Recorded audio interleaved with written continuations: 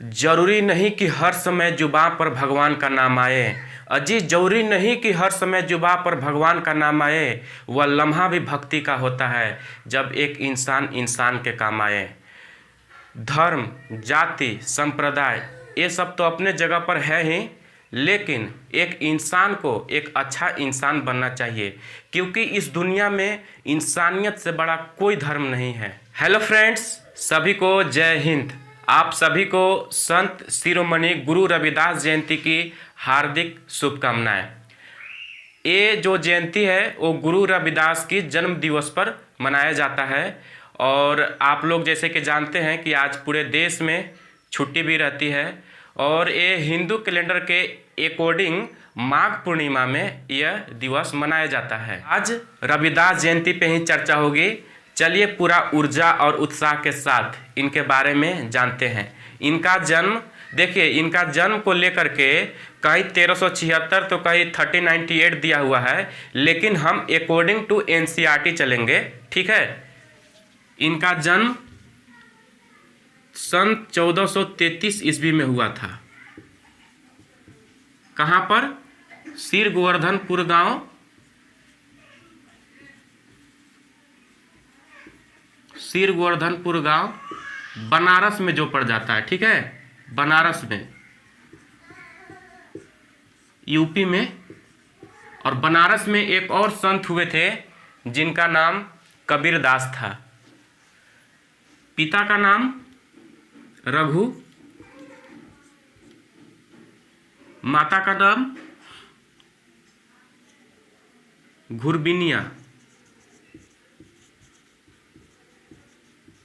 घुरबिनिया था। पत्नी का नाम श्रीमती लोना देवी।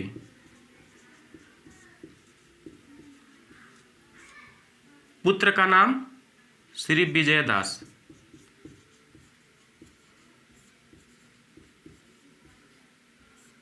जगत गुरु रविदास जी एक संत, एक कवि के साथ साथ एक समाज सुधारक भी थे।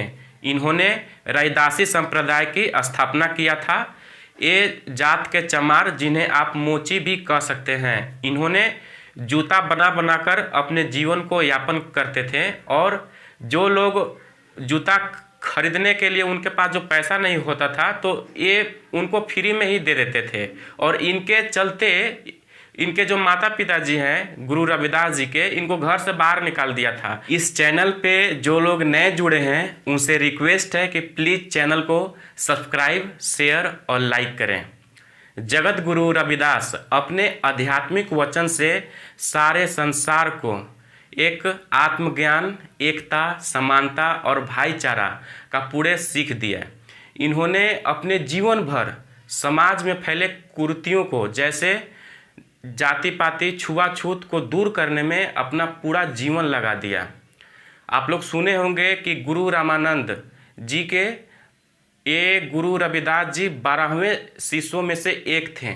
गुरु रामानंद जी को इन्होंने कबीरदास के कहने पर अपना गुरु माना था, लेकिन गुरु रविदास जी के वास्तविक आध्यात्मिक गुरु कबीरदासी थे। मीराबाई के आप लोग नाम सुने होंगे। मीराबाई जो श्री कृष्ण को अपना पति और प्रेमी के रूप में मानती थी और वो ब्रज भाषा में वो संगीतज्ञ करती थी। वो मीराबाई गुरु रविदास को अपना गुरु मानती थी। यहाँ तक कि सिख गुरु अर्जुन देव इनके बातों से इतना इंस्पायर्ड थे कि सिख का सबसे पवित्र बुक गुरु ग्रंथ साहिब में इनके कविता को इंक्लूड करवाया। दिल्ली के तुगलकाबाद में 500 साल पुराना रविदास मंदिर को तोड़ दिया गया। ये क्यों तोड़ा गया, थोड़ा इसके विस्तार में हम लोग चर्चा करते हैं। 15वीं शताब्दी में गुरु रविदास जी तुगलकाबाद का विजिट किए थे। उस समय दिल्ली सल्तनत का शासक सिकंदर लोदी था। सिकंदर लोदी गुरु रविदास के आइडिया से, लेक्चर से इतना इंस्पायर्ड हुआ कि वो तुगलकाबाद वाली ज़मीन इनको दान में दे दिया और बाद में उसी ज़मीन पर मंदिर का निर्माण हुआ। देखिए, अब दिल्ली का एक डीडीए है, यानी कि दिल्ली डेवलपमेंट अथॉरिटी, उसने क्या किया कि सुप्रीम कोर्ट में केस किया और 27 साल तक यह केस चला। और डीडीए ने सुप्रीम कोर्ट में यह तर्क दिया कि कोई भी फॉरेस्ट क्षेत्र में मतलब स्ट्रक्चर का निर्माण जो है वो नहीं हो सकता है। तो इस फैसला में आप लोग का क्या विचार है, एक कमेंट में आप लोग लिखिएगा। इस सेशन को गुरुओं के गुरु जगत गुरु संत शिरोमणि रविदास जी के कुछ कविता से ख़त्म करते हैं कि जाति जाति में जाति है जो केतन के पात, रैदास मनुष्य न जुड़ सके जब तक जाति न जात। इस पंक्ति में बहुत संकेत है, आप लोग इसको समझिएगा। और सबसे फेमस जो कविता है कि मन चंगा तो कठौती में गंगा, ठीक है। और मैं आपको फिर से बोल देना चाह रहा हूँ कि भाई साहब वीडियो बनाने में बहुत मेहनत लगती है, प्लीज़ चैनल को सब्सक्राइब, शेयर और लाइक करें।